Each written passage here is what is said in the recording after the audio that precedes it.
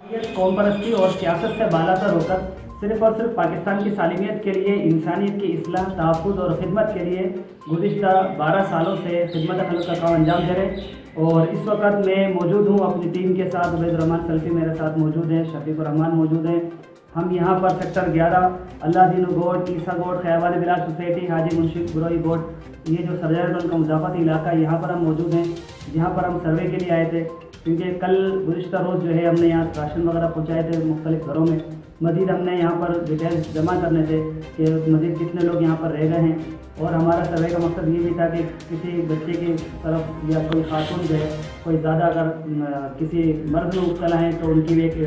Report ہم تشکیل دے کر آگے ہم اس کو ریفر کریں۔ تو الحمدللہ طبیعت تو کافی سب کی بہتر ہے، کہ کوئی ایسی ٹینشن والی بات نہیں اس علاقے کے اندر۔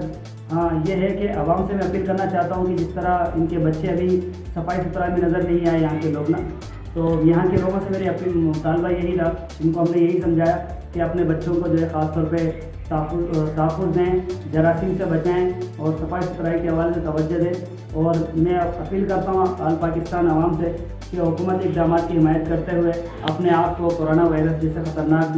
وبا سے محفوظ رکھنے کا ایک ہی طریقہ ہے کہ اپنے آپ کو گھروں میں قید رکھیں۔ انشاءاللہ بہت جلد اللہ تعالیٰ ہمیں اس پریشانی سے، اس مصیبت سے جو ہے نجات عطا فرمائیں گے۔ جزاکم اللہ خیر۔